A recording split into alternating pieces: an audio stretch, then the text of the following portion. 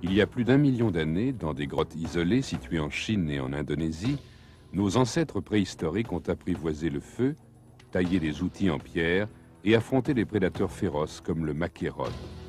Encore récemment, on croyait que ces Asiatiques d'un autre âge n'étaient plus qu'une branche morte sur l'arbre généalogique de la race humaine.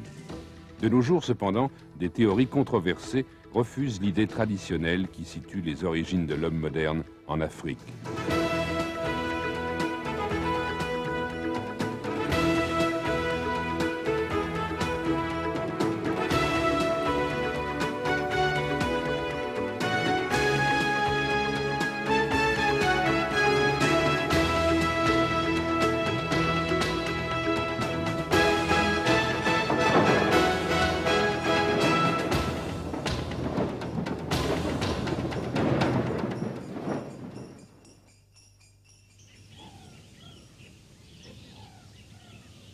À une cinquantaine de kilomètres au sud de Pékin se trouve le plus célèbre site archéologique chinois, Zhoukoudian, qui signifie la colline des os du dragon. Dans cette grotte, on a déterré de nombreux os et des douzaines de crânes extraordinaires. On estime qu'ils ont environ 1 million d'années, c'est-à-dire qu'ils datent d'une époque où nos ancêtres n'étaient pas encore tout à fait humains. Les scientifiques les ont baptisés Homo erectus. Bien qu'on ait également trouvé l'Homo erectus en Afrique et en Europe, les anthropologues débattent férocement depuis bientôt un siècle afin d'essayer d'établir d'où viennent ces premiers Asiatiques. Ils essayent aussi de décider si, oui ou non, on peut les inscrire sur l'arbre généalogique de l'homme moderne. Mais ce qu'ils savent, c'est à quoi ressemblait l'Homo erectus. Les crânes découverts leur ont permis de dresser son portrait. Les yeux étaient très écartés, sous une arcade sourcilière proéminente. Des muscles puissants s'y rattachaient qui leur permettaient d'utiliser leur énorme mâchoire et leurs dents impressionnantes, 25% plus grandes que les nôtres. Cela révèle que l'Homo erectus se servait probablement de ses dents comme outil, par exemple pour arracher la peau des animaux.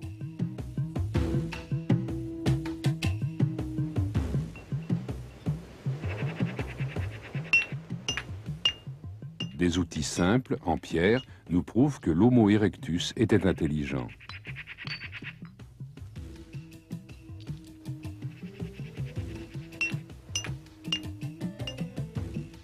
Les crânes varient énormément en taille, jusqu'à être comparables à ceux des humains d'aujourd'hui. Mais quelles idées pouvaient bien traverser l'esprit de ces ancêtres à l'aspect si rude? À quelle sorte de monde devaient-ils faire face dans la Chine d'il y a 500 000 ans?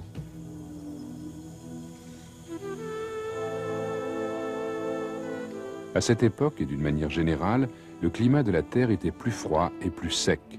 Par endroits, le niveau de la mer était plus bas de 100 mètres, découvrant alors des étendues de terre, comme celles qui reliaient les îles indonésiennes au continent asiatique, formant des sortes de ponts.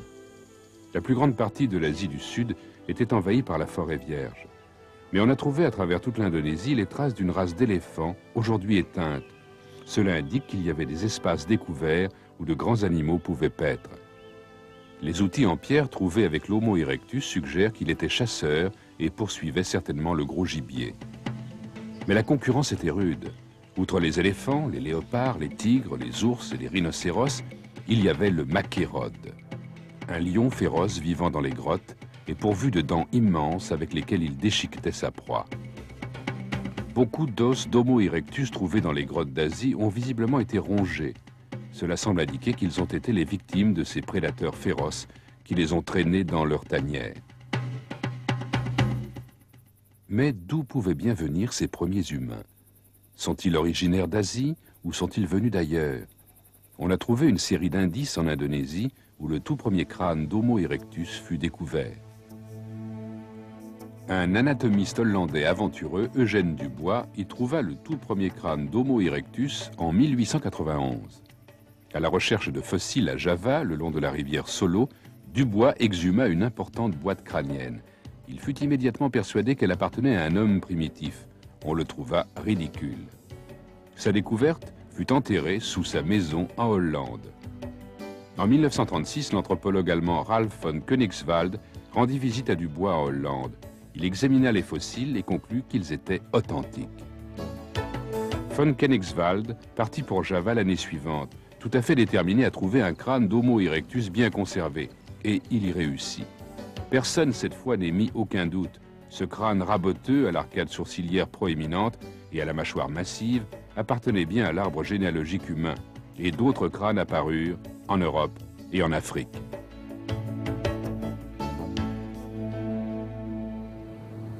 Le plus spectaculaire fut trouvé sur la rive du lac Turkana au Kenya. Par une brûlante après-midi d'août 1984, un chasseur de fossiles réputé, Kamoya Kimeu, faisait de la prospection. Il aperçut soudain un fragment de crâne marron foncé. Il fallut ensuite 5 ans à une équipe de spécialistes pour déterrer l'ensemble des fragments, mais le résultat en valait la peine. Ils finirent par assembler le squelette presque complet d'un Homo erectus. Baptisé le garçon de Turkana, il mesurait 1,63 m, ce qui est surprenant parce qu'à sa mort, il n'était âgé que de 12 ans. Selon Philip Reitmeyer, dont les travaux sur l'Homo erectus font autorité, la taille athlétique du garçon de Turkana n'a rien d'exceptionnel. Le garçon dont on parle aurait sans doute pesé 68 kilos s'il était devenu adulte. On peut considérer qu'en Afrique de l'Est, le poids moyen de l'Homo erectus avoisinait 58 kilos. Il était grand, on peut certainement le comparer à l'homme d'aujourd'hui. Avoir une grande taille conférait un avantage à l'Homo erectus. Il pouvait couvrir un plus grand territoire. C'est généralement la façon dont se comportent les grands primates et les grands mammifères. Ils parcourent un territoire beaucoup plus grand à la recherche de nourriture. Il est probable que l'Homo erectus chassait plus activement et consommait davantage de viande que ses ancêtres. La viande est une nourriture hautement calorique. L'Homo erectus aurait donc mieux satisfait ses besoins énergétiques en chassant régulièrement et d'une manière plus systématique que dans son propre passé. Les archéologues croient que l'Homo erectus mangeait davantage de viande parce qu'avec leurs ossements, ils ont découvert les premiers outils en pierre, parfaits pour découper la viande. Après avoir réussi à fabriquer des outils efficaces et à maîtriser le feu, ces premiers humains étaient prêts à quitter leur berceau africain et à coloniser le reste du monde. C'est du moins ce que les archéologues ont toujours voulu croire. L'idée établie, c'est que l'Homo erectus est apparu en Afrique il y a 2 millions d'années et qu'ils furent les premiers humains à quitter ce continent et à s'installer progressivement au Moyen-Orient, en Europe et en Asie. Mais en 1994, une étonnante série de découvertes fait qu'on se pose beaucoup de questions sur le bien fondé de cette vieille théorie. Il faut dire que ces découvertes laissent entrevoir de nouvelles possibilités en ce qui concerne les premiers humains d'Asie.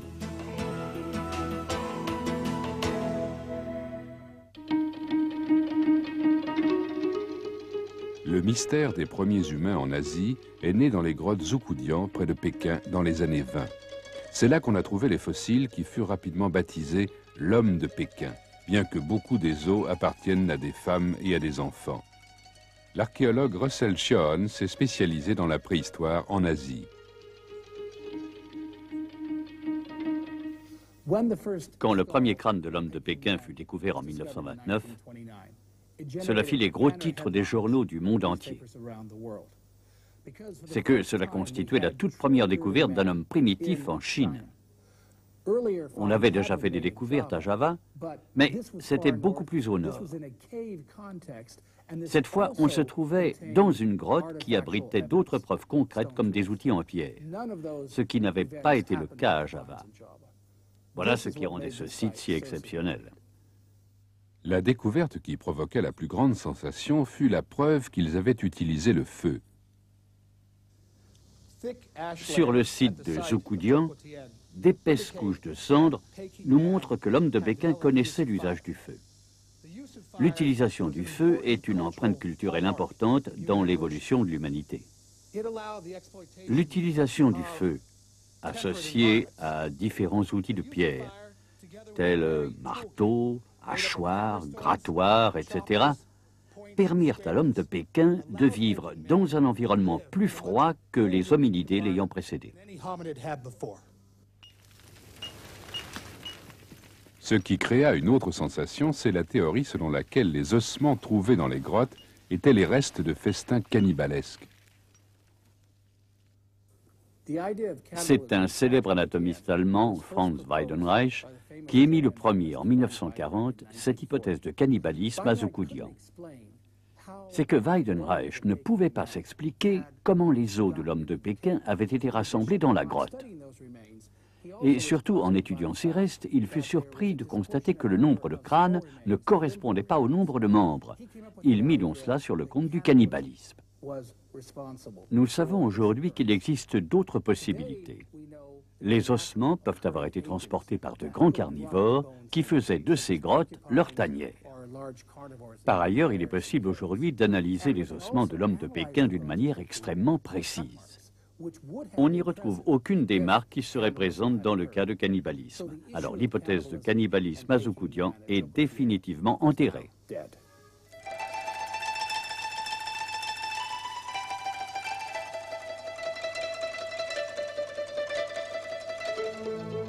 À Zoukoudian, les fouilles ont continué pendant plus de 10 ans, des années 20 aux années 30.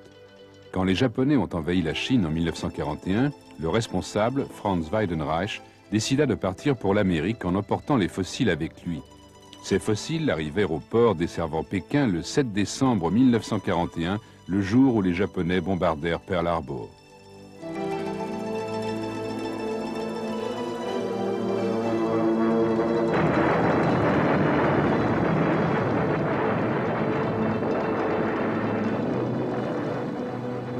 Les hasards de la guerre ont fait que les fossiles se sont mystérieusement évanouis, et on ne les a jamais revus. Mais Weidenreich avait eu la prévoyance d'en faire des moulages en plâtre, qui existent toujours. 14 crânes, 15 mâchoires inférieures, plus de 200 dents, ainsi qu'un millier d'outils rudimentaires. Nous sommes donc en possession d'un large éventail d'objets. Par exemple, des grattoirs comme celui-ci, qui servaient certainement à gratter l'intérieur des peaux d'animaux. Et des hachoirs, tels celui-là, qui étaient également utilisés pour creuser. Ces fossiles et tous ces outils provenant de Zoukoudian sont riches d'enseignements. Ils nous indiquent notamment que l'Homo erectus s'est installé sur ce site important il y a 700 000 ans et qu'il y a vécu environ 300 000 ans. Aussi importants qu'ils soient, les fossiles de Zoukoudian ne représentent pas les plus vieux fossiles d'Homo erectus trouvés en Asie. Le désir de découvrir un site encore plus ancien conduisit Russell Xion et ses collègues chinois à organiser une expédition vers une région éloignée de la province de Sichuan. En sondant une colline rocheuse qui domine la rivière Yangtze, l'équipe commença à creuser dans une ancienne grotte éboulée connue sous le nom de grotte Longupo. Ils finirent par mettre à jour des outils de pierre, des os d'espèces animales disparues et la partie inférieure d'une mâchoire humaine. On a récemment daté ces trouvailles et le chiffre a de quoi stupéfier, 1 900 000 ans, c'est-à-dire le même âge que le plus vieil Homo erectus trouvé en Afrique à ce jour. C'est en 1994 que des os trouvés à Java firent les gros titres dans le monde entier. L'un de ces crânes découverts à Java était vieux d'1 700 000 ans, tandis que deux autres dépassaient 1 500 000 années. On découvrait du même coup que l'Homo erectus en Indonésie était aussi vieux que l'Homo erectus en Afrique. Alors, qu'est-ce que ça veut dire?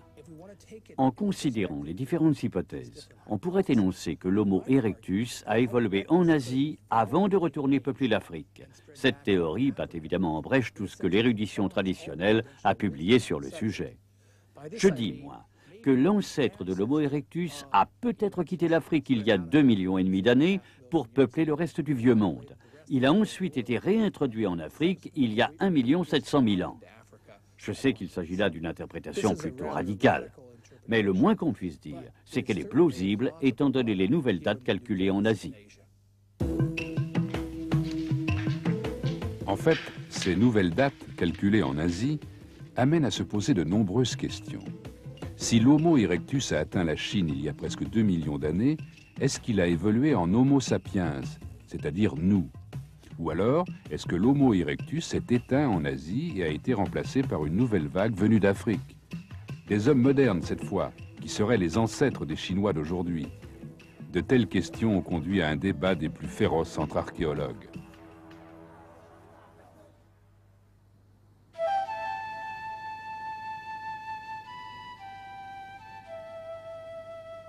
Il y a 500 000 ans, l'Homo erectus vivait dans ces grottes près de Pékin, partageant la vallée avec des cerfs, des chevaux, des éléphants et des lions. Aujourd'hui, des moulages en plâtre de ce que l'on a baptisé l'homme de Pékin sont conservés au musée local. L'anthropologue Russell Shawn y compare les crânes de ces hommes primitifs avec les nôtres.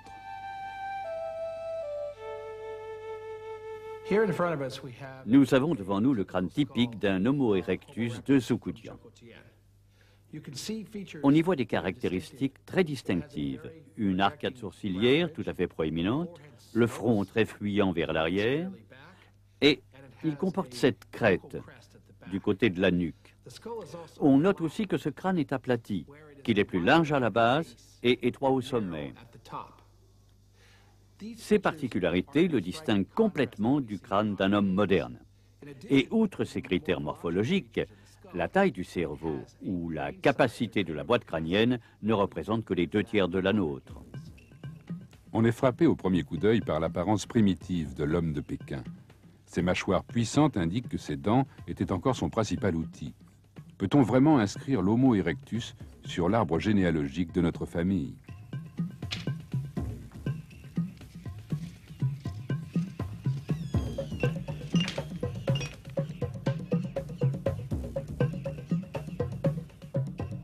C'est une question troublante et les découvertes de Zhoukoudian renforcent le mystère.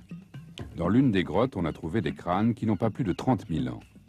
Les os sont ceux de chasseurs de l'époque glaciaire qui ont probablement passé l'hiver à l'abri dans ces grottes. Sont-ils les descendants directs de l'homme de Pékin et les ancêtres des Chinois d'aujourd'hui? Physiquement identiques à l'homme moderne, ce sont sans aucun doute possible des Homo sapiens. Mais est-ce qu'une autre branche humaine a quitté l'Afrique une deuxième fois, donnant naissance à la population que nous rencontrons en Asie aujourd'hui?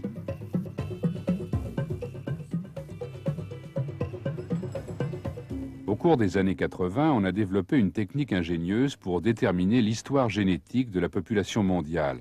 Pour cela, il est nécessaire d'analyser ce qu'on a baptisé l'ADN, qui se transmet uniquement par les femmes. Les résultats ont montré que tous les humains modernes descendent d'une Ève ancestrale. C'est notre mère hypothétique à tous. Elle vivait en Afrique, il y a entre 100 et 200 000 ans. Cette théorie fit beaucoup de bruit, mais des failles y sont récemment apparues.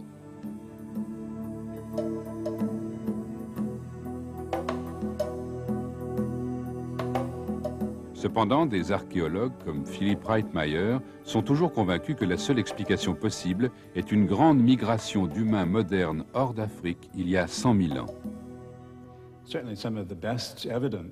En ce qui concerne l'origine de l'homme, certaines des découvertes les plus intéressantes viennent d'Afrique, et plus particulièrement du sud de l'Afrique.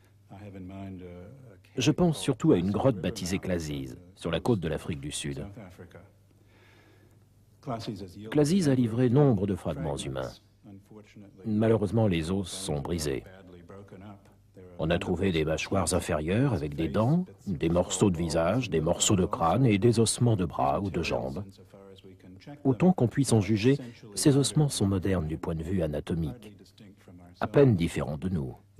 Et le point important concerne l'âge. À travers de nombreux indices, Clazise a pu être daté. La première occupation de Clazise remonte à plus de 100 000 ans. Et des gens ont ensuite continué à habiter cette grotte pendant pas mal de temps. Cela constitue pour moi l'une des plus fortes évidences que l'origine des humains modernes est africaine. Reitmeier et d'autres pensent que les humains modernes sont venus d'Afrique il y a 100 000 ans. Leur intelligence supérieure et leur technologie auraient repoussé l'Homo erectus vers l'Europe et l'Asie, où il aurait fini par s'éteindre. Mais deux chercheurs ne sont absolument pas d'accord. Il s'agit de Milford Wolpoff de l'Université du Michigan et Alan Thorne de l'Université nationale d'Australie. Ils collaborent tous les deux de longue date. Depuis des années, ils ont adopté une position commune. Ils dénient la théorie conventionnelle des gens venus d'Afrique. Ils soutiennent que les Asiatiques d'aujourd'hui sont le produit d'une évolution régulière à partir de leurs racines anciennes. Oui, tout s'est passé au cours d'une évolution, au sein même de l'Asie. Il n'y a aucune évidence d'une nouvelle vague de gens venus remplacer les premiers ou même contribuer à leur mutation. Il s'agit d'une évolution continue. Et on finit par arriver au peuple de Java, dont la boîte crânienne correspond aux normes modernes. Et ces gens sont aussi intelligents que vous et moi. On trouve les mêmes circonstances en Australie et en Asie de l'Est, la même évolution continue. Une fois ces gens partis d'Afrique, nous n'avons pas besoin d'une deuxième vague de population. Ces premiers peuples implantés évoluent d'eux-mêmes vers la modernité. Il y a des groupes régionaux, mais ils sont en contact avec le reste du monde des humains. Personne n'a besoin de les remplacer parce qu'ils vont dans la direction du modernisme, dans une sorte de continuité régionale. Si on replace ces groupes en Asie de l'Est, en Asie du Sud-Est, en Europe et en Afrique, on a une évolution multirégionale. Le collaborateur de Thorne, Milford Wolpoff, pense que les découvertes faites en Chine parlent fortement en leur faveur. Voici le plus vieux spécimen connu. Il est vieux de plus d'1 million d'années.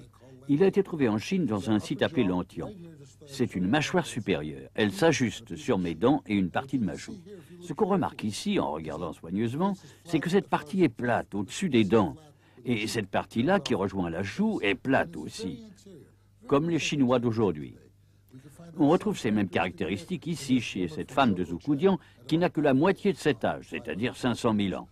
Cela nous indique que les racines des habitants modernes du nord de l'Asie plongent dans un peuple qui vivait déjà en Asie il y a 1 million d'années. Mais beaucoup, et parmi eux Wright Meyer, ne sont pas d'accord avec Wolpoff, quand il affirme que ces crânes anciens présentent des caractéristiques communes avec ceux des Asiatiques d'aujourd'hui. On cite des caractéristiques basées sur une théorie de continuité régionale en Chine. Le problème est que nombre de ces mêmes caractéristiques appartiennent aussi à d'autres populations disséminées dans le vieux monde. Elles ne sont pas limitées à l'Orient et certainement pas à la Chine. L'aplatissement du nez est encore plus fréquent dans les populations africaines et bien au-delà du Moyen-Orient. Là encore, il y a un schéma. Mais ce n'est pas le genre de schéma qui pourrait prouver une continuité régionale. Pour Wright Meyer, les ossements fossiles suggèrent que l'Homo erectus est devenu isolé en Chine, complètement en dehors du courant principal de l'évolution humaine. Il le considère comme une forme archaïque de l'humain qui a été balayée par le développement de l'homme moderne lors de la dernière époque glaciaire. Avec si peu de fossiles découverts sur une grande étendue de temps, il n'est pas surprenant que les experts aient des visions conflictuelles de notre lointain passé. Ce sont tous des Homo sapiens. Je ne crois pas que nous ayons encore besoin de l'Homo erectus, ni que ça nous aiderait à comprendre notre évolution de tous les appeler Homo erectus. Aussi, pour moi, il n'y a qu'une espèce d'homme à avoir quitté l'Afrique, et c'est nous, c'est l'Homo sapiens. Je serais tout à fait d'accord pour qu'on se débarrasse de l'appellation Homo erectus. On ne sait plus très bien à quoi ce nom fait référence. Parce qu'une fois des humains apparus en tant qu'Homo sapiens, ils sont restés humains. Et je crois qu'on pourrait le reconnaître en les appelant Homo sapiens depuis le commencement, il y a environ 2 millions d'années. Si Wolpoff et Thorne ont raison, il est extraordinaire de penser que nous pouvons faire directement remonter nos origines jusqu'aux premiers habitants des grottes qui devaient affronter les Macérodes. S'ils ont tort, si les anciens habitants des grottes ont été remplacés par une seconde vague humaine venue d'Afrique, c'est que l'Homo erectus s'est éteint comme les Macérodes, après avoir trouvé la force de survivre génération après génération pendant des millions d'années. Quelle que soit la théorie avancée, elles représentent toutes les deux le drame profond de l'évolution enterré dans notre lointain passé.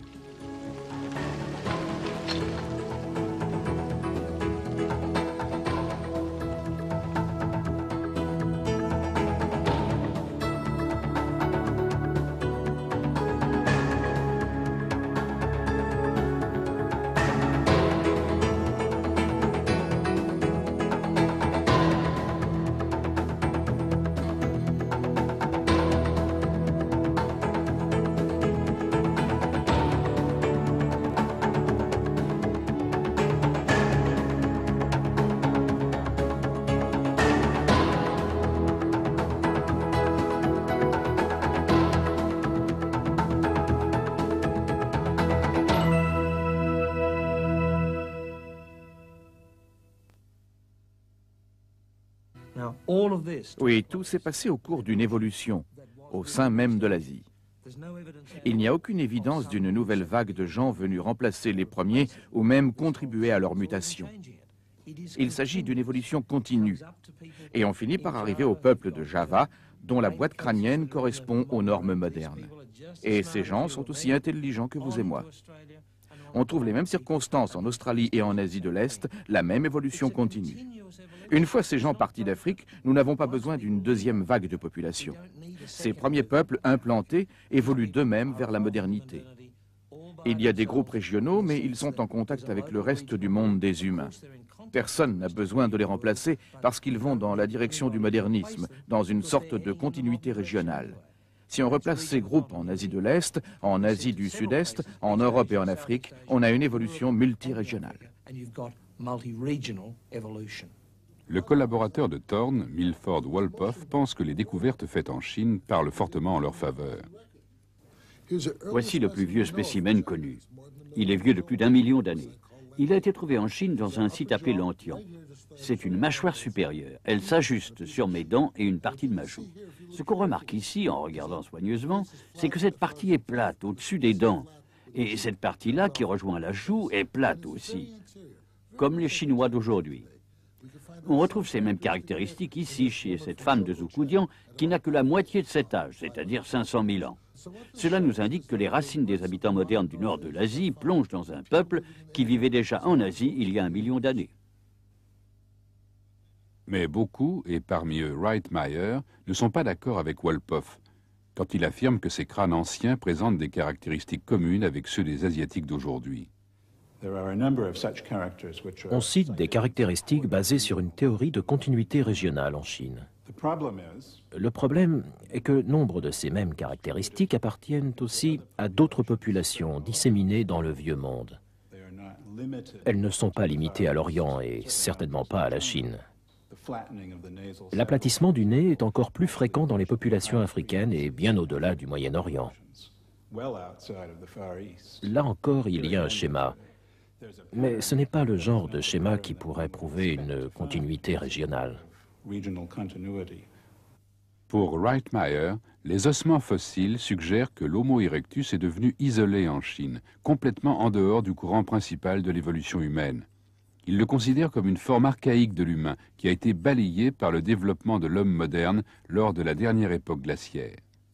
Avec si peu de fossiles découverts sur une grande étendue de temps, il n'est pas surprenant que les experts aient des visions conflictuelles de notre lointain passé. Ce sont tous des Homo sapiens. On se trouvait dans une grotte qui abritait d'autres preuves concrètes comme des outils en pierre, ce qui n'avait pas été le cas à Java. Voilà ce qui rendait ce site si exceptionnel. La découverte qui provoqua la plus grande sensation fut la preuve qu'ils avaient utilisé le feu.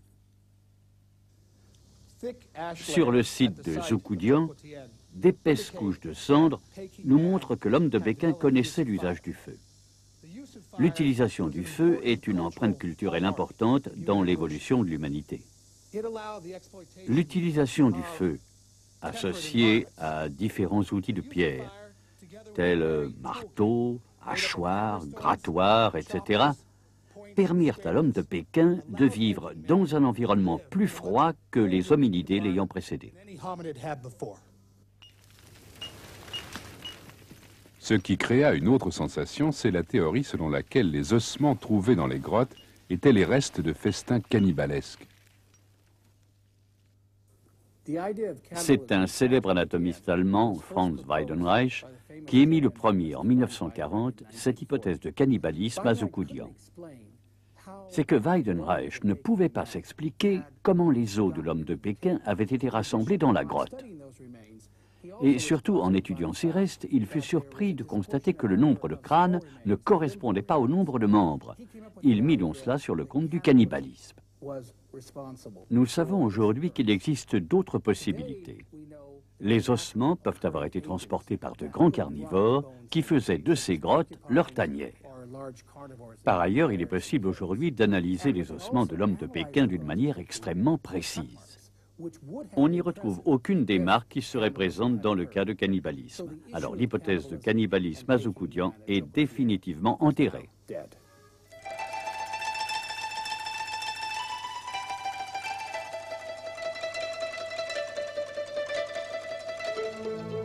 À Zhoukoudian, les fouilles ont continué pendant plus de 10 ans, des années 20 aux années 30.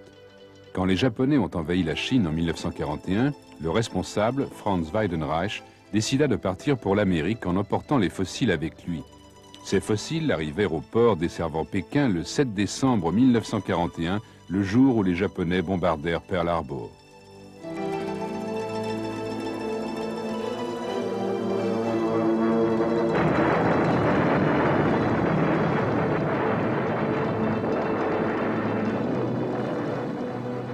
Les hasards de la guerre ont fait que les fossiles se sont mystérieusement évanouis, et on ne les a jamais revus. Mais Weidenreich avait eu la prévoyance d'en faire des moulages en plâtre, qui existent toujours. 14 crânes, 15 mâchoires inférieures, plus de 200 dents, date calculée en Asie, amène à se poser de nombreuses questions. Si l'Homo erectus a atteint la Chine il y a presque 2 millions d'années, est-ce qu'il a évolué en Homo sapiens, c'est-à-dire nous? Ou alors, est-ce que l'Homo erectus s'est éteint en Asie et a été remplacé par une nouvelle vague venue d'Afrique? Des hommes modernes cette fois, qui seraient les ancêtres des Chinois d'aujourd'hui. De telles questions ont conduit à un débat des plus féroces entre archéologues.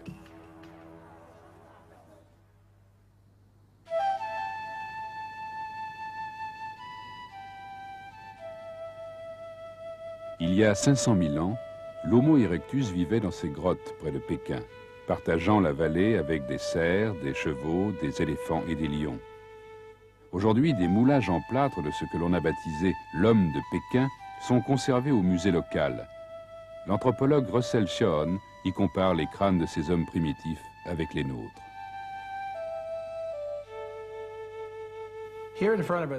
Nous avons devant nous le crâne typique d'un Homo erectus de Zhoukoudian. On y voit des caractéristiques très distinctives. Une arcade sourcilière tout à fait proéminente, le front très fuyant vers l'arrière, et il comporte cette crête du côté de la nuque. On note aussi que ce crâne est aplati, qu'il est plus large à la base et étroit au sommet. Ces particularités le distinguent complètement du crâne d'un homme moderne. Et outre ces critères morphologiques, la taille du cerveau ou la capacité de la boîte crânienne ne représentent que les 2/3 de la nôtre. On est frappé au premier coup d'œil par l'apparence primitive de l'homme de Pékin. Ses mâchoires puissantes indiquent que ses dents étaient encore son principal outil. Peut-on vraiment inscrire l'Homo erectus sur l'arbre généalogique de notre famille?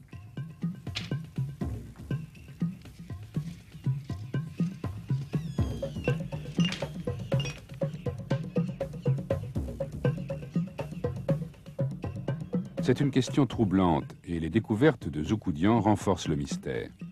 Dans l'une des grottes, on a trouvé des crânes qui n'ont pas plus de 30 000 ans. Les os sont ceux de chasseurs de l'époque glaciaire qui ont probablement passé l'hiver à l'abri dans ces grottes.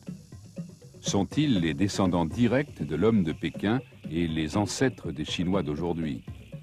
Physiquement identiques à l'homme moderne, ce sont sans aucun doute possible des Homo sapiens. Mais est-ce qu'une autre branche humaine a quitté l'Afrique une deuxième fois, donnant naissance à la population que nous rencontrons en Asie aujourd'hui?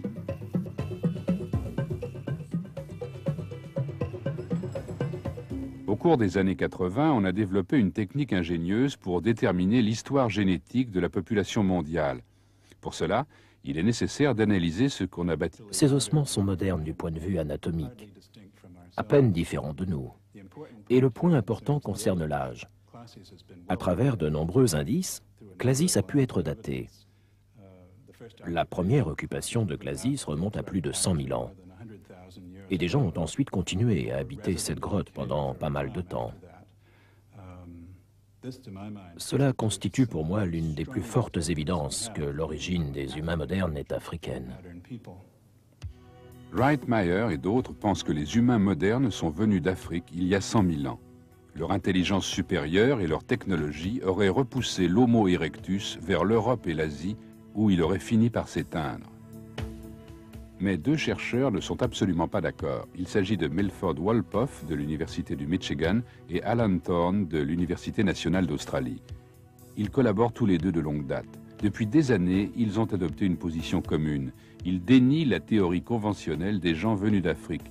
Ils soutiennent que les Asiatiques d'aujourd'hui sont le produit d'une évolution régulière à partir de leurs racines anciennes. Oui, tout s'est passé au cours d'une évolution, au sein même de l'Asie. Il n'y a aucune évidence d'une nouvelle vague de gens venus remplacer les premiers ou même contribuer à leur mutation. Il s'agit d'une évolution continue. Et on finit par arriver au peuple de Java, dont la boîte crânienne correspond aux normes modernes. Et ces gens sont aussi intelligents que vous et moi. On trouve les mêmes circonstances en Australie et en Asie de l'Est, la même évolution continue. Une fois ces gens partis d'Afrique, nous n'avons pas besoin d'une deuxième vague de population. Ces premiers peuples implantés évoluent d'eux-mêmes vers la modernité. Il y a des groupes régionaux, mais ils sont en contact avec le reste du monde des humains. Personne n'a besoin de les remplacer parce qu'ils vont dans la direction du modernisme, dans une sorte de continuité régionale. Si on replace ces groupes en Asie de l'Est, en Asie du Sud-Est, en Europe et en Afrique, on a une évolution multirégionale. Le collaborateur de Thorne, Milford Wolpoff, pense que les découvertes faites en Chine parlent fortement en leur faveur. Voici le plus vieux spécimen connu. Il est vieux de plus d'1 million d'années. Il a été trouvé en Chine dans un site appelé l'Antian. C'est une mâchoire supérieure. Elle s'ajuste sur mes dents et une partie de ma joue. Ce qu'on remarque ici, en regardant soigneusement, c'est que cette partie est plate au-dessus des dents. Et cette partie-là, qui rejoint la joue, est plate aussi, comme les Chinois d'aujourd'hui. On retrouve ces mêmes caractéristiques ici, chez cette femme de Zhoukoudian, qui n'a que la moitié de cet âge, c'est-à-dire 500 000 ans. Cela nous indique que les racines des habitants modernes du nord de l'Asie plongent dans un peuple qui vivait déjà en Asie il y a 1 million d'années. Mais beaucoup, et parmi eux Wright Meyer, ne sont pas d'accord avec Wolpoff. Aujourd'hui éteinte, cela indique qu'il y avait des espaces découverts où de grands animaux pouvaient paître. Les outils en pierre trouvés avec l'Homo erectus suggèrent qu'il était chasseur et poursuivait certainement le gros gibier. Mais la concurrence était rude. Outre les éléphants, les léopards, les tigres, les ours et les rhinocéros, il y avait le machérode, un lion féroce vivant dans les grottes et pourvu de dents immenses avec lesquelles il déchiquetait sa proie. Beaucoup d'os d'Homo erectus trouvés dans les grottes d'Asie ont visiblement été rongés. Cela semble indiquer qu'ils ont été les victimes de ces prédateurs féroces qui les ont traînés dans leur tanière. Mais d'où pouvaient bien venir ces premiers humains? Sont-ils originaires d'Asie ou sont-ils venus d'ailleurs? On a trouvé une série d'indices en Indonésie où le tout premier crâne d'Homo erectus fut découvert. Un anatomiste hollandais aventureux, Eugène Dubois, y trouva le tout premier crâne d'Homo erectus en 1891. À la recherche de fossiles à Java, le long de la rivière Solo, Dubois exhuma une importante boîte crânienne. Il fut immédiatement persuadé qu'elle appartenait à un homme primitif. On le trouva ridicule. Sa découverte fut enterrée sous sa maison en Hollande. En 1936, l'anthropologue allemand Ralph von Königswald rendit visite à Dubois en Hollande. Il examina les fossiles et conclut qu'ils étaient authentiques. Von Königswald partit pour Java l'année suivante, tout à fait déterminé à trouver un crâne d'Homo erectus bien conservé, et il y réussit. Personne cette fois n'émit aucun doute. Ce crâne raboteux à l'arcade sourcilière proéminente et à la mâchoire massive appartenait bien à l'arbre généalogique humain, et d'autres crânes apparurent en Europe et en Afrique.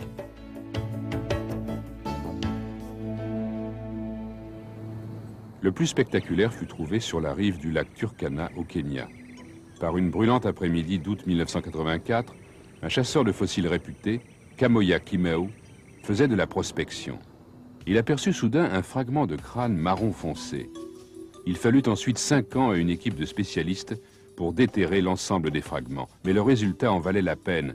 Ils finirent par assembler le squelette presque complet d'un Homo erectus. Baptisé le garçon de Turkana, il mesurait 1,63 m, ce qui est surprenant parce qu'à sa mort, il n'était âgé que de 12 ans. Selon Philip Wright Meyer, dont les travaux sur l'Homo erectus font autorité, la taille athlétique du garçon de Turkana n'a rien d'exceptionnel. Le garçon dont on parle aurait sans doute pesé 68 kilos s'il était devenu adulte. On peut considérer qu'en Afrique de l'Est, le poids moyen de l'Homo erectus avoisinait 58 kilos. Il était grand, on peut certainement le comparer à l'homme. ils essayent aussi de décider si, oui ou non, on peut les inscrire sur l'arbre généalogique de l'homme moderne. Mais ce qu'ils savent, c'est à quoi ressemblait l'Homo erectus. Les crânes découverts leur ont permis de dresser son portrait. Les yeux étaient très écartés, sous une arcade sourcilière proéminente. Des muscles puissants s'y rattachaient qui leur permettaient d'utiliser leur énorme mâchoire et leurs dents impressionnantes, 25% plus grandes que les nôtres. Cela révèle que l'Homo erectus se servait probablement de ses dents comme outil, par exemple pour arracher la peau des animaux.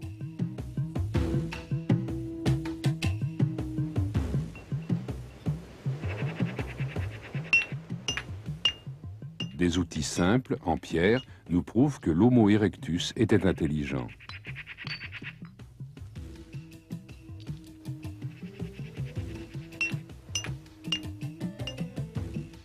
Les crânes varient énormément en taille, jusqu'à être comparables à ceux des humains d'aujourd'hui. Mais quelles idées pouvaient bien traverser l'esprit de ces ancêtres à l'aspect si rude? À quelle sorte de monde devaient-ils faire face dans la Chine d'il y a 500 000 ans?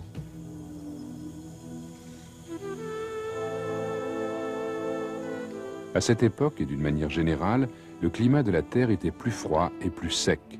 Par endroits, le niveau de la mer était plus bas de 100 mètres, découvrant alors des étendues de terre, comme celles qui reliaient les îles indonésiennes au continent asiatique, formant des sortes de ponts. La plus grande partie de l'Asie du Sud était envahie par la forêt vierge. Mais on a trouvé à travers toute l'Indonésie les traces d'une race d'éléphants, aujourd'hui éteinte. Cela indique qu'il y avait des espaces découverts où de grands animaux pouvaient paître. Les outils en pierre trouvés avec l'Homo erectus suggèrent qu'il était chasseur et poursuivait certainement le gros gibier. Mais la concurrence était rude. Outre les éléphants, les léopards, les tigres, les ours et les rhinocéros, il y avait le machérode, un lion féroce vivant dans les grottes et pourvu de dents immenses avec lesquelles il déchiquetait sa proie. Beaucoup d'os d'Homo erectus trouvés dans les grottes d'Asie ont visiblement été rongés. Cela semble indiquer qu'ils ont été les victimes de ces prédateurs féroces qui les ont traînés dans leur tanière. Mais d'où pouvaient bien venir ces premiers humains? Sont-ils originaires d'Asie ou sont-ils venus d'ailleurs? On a trouvé une série d'indices en Indonésie où le tout premier crâne d'Homo erectus fut découvert. Un anatomiste hollandais aventureux, Eugène Dubois, y trouva le tout premier crâne d'Homo erectus en 1891. À la recherche de fossiles à Java, le long de la rivière Solo, Dubois exhuma une importante boîte crânienne. Il fut immédiatement persuadé qu'elle appartenait à un homme primitif. On le trouva ridicule.